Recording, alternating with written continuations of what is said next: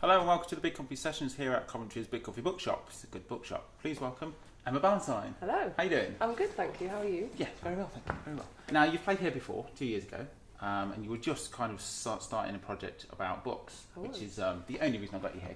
They're not really excellent. But that's 2 years ago. So what's happened in that period? Oh yeah, that was right at the very beginning. I'd just posted a video online asking people to send me their stories, and my project was basically to take their stories and turn them into an EP.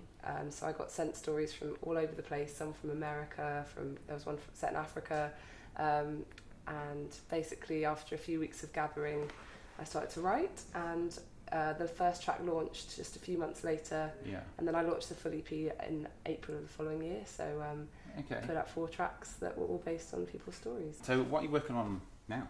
Well, actually, funnily enough, I did continue writing some story songs after that, so that's something that I'm planning to keep going on along in the side, but I've sort of turned back to some songs of mine that I've been squirreling away waiting for the next record. Quite a lot of piano based songs actually. I've toured more and more with my keys over the last couple of years, and there are a few songs that I've had in my back pocket for quite a long time that for one reason or another I've been sort of saving up, and now finally getting into the studio and recording them, which is cool. Now you're here today. Tomorrow you're playing with the Magic Numbers. How did that come about? Oh, it's really exciting. So I was a huge fan of theirs and sort of followed them and Michelle Stoddart, who obviously is one of their members. So very excited to be sharing a bill with them at a festival in London. How did it come about? It was through a great booking agency actually. They're the Hot Rocks in Brighton, and they've been fantastic. They've sort of looked for some good opportunities for me, and they're basically programming the festival. So awesome. Now I'd like to ask a literary question. So when all these stories were coming in, which ones were you drawn to? Were they more like the sad ones? Was there things like crime thrillers, or was it more like personal?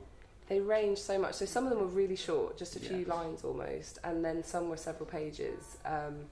And I think for me, the ones that I was drawn to are where you could see there was something universal in them that everyone could relate to. And some of them were kind of unimaginable situations. Like there was one about a girl who was helped to escape from her home when she was a teenager because she had an abusive situation at home.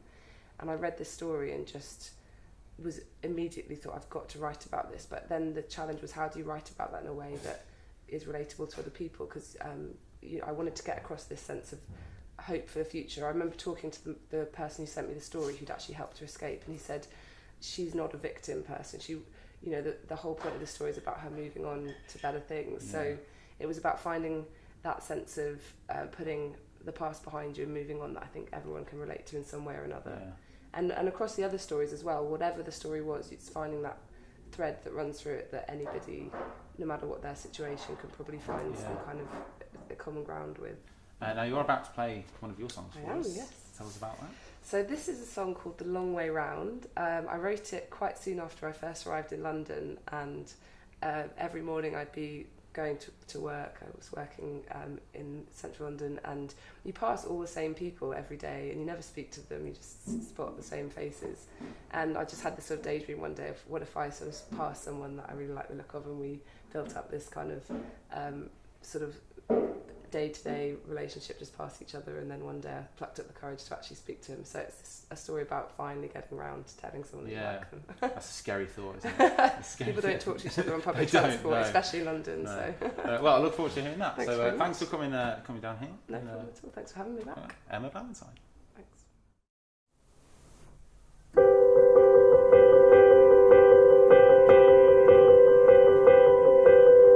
This dress I chose, and you could be the one you notice on your way as you pass me by.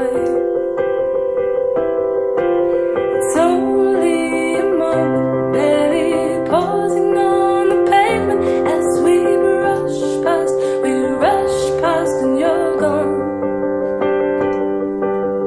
Words on my mind, on the tip of my tongue, but they catch in my throat, and the moment is gone.